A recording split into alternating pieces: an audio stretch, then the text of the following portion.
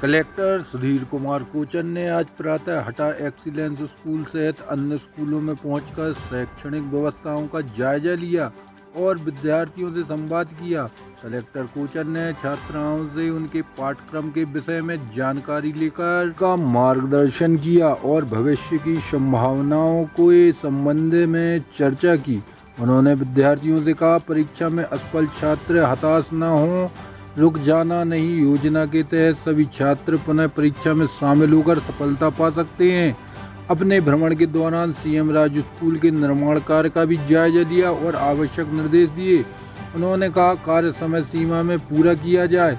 Collector कोचन ने कहा, जिले में अलग अलग जगह पर 6 सीएम राज स्कूल बन रहे हैं। यह शासन की प्राथमिकता है। सभी जगह पर जाकर स्कूलों का जायजा लिया जा रहा है। 3 स्कूलों की विजिट कर चुका हूं। यह चौथा स्कूल है जहां पर विजिट किया है। उन्होंने कहा, यहां आने के 2 उद्देश्य थे। पहले यहां रुक जाना नहीं के अंतर्गत 10वीं और 12वीं के विद्यार्थियों की क्लासेस और 5वीं और 8वीं की क्लासेस चल रही हैं, जिनको देखा है असफल विद्यार्थी इसी साल उत्तीर्ण हो जाएं और अगली कक्षा में जाएं। इसके लिए यहां पर क्लासेस बहुत अच्छी तरीके से चल रही हैं, जिनका निरीक्षण किया है।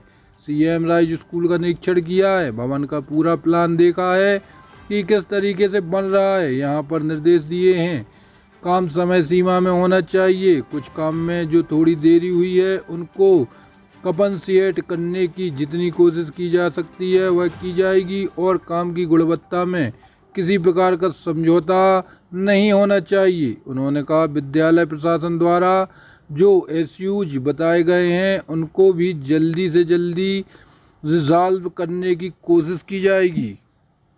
हटा के विजिट की है सीएम राइज की समर स्कूल और सीएम राइज बिल्डिंग का इंस्पेक्शन किया है। क्या पाया? जैसा कि आप जानते हैं कि दमोह ज़िले में 6 सीएम राइज स्कूल अभी बन रहे हैं अलग अलग जगह। तो चूँकि ये शासन की प्राथमिकता है इसलिए मैं सभी जगह की विज़िट कर रहा हूँ।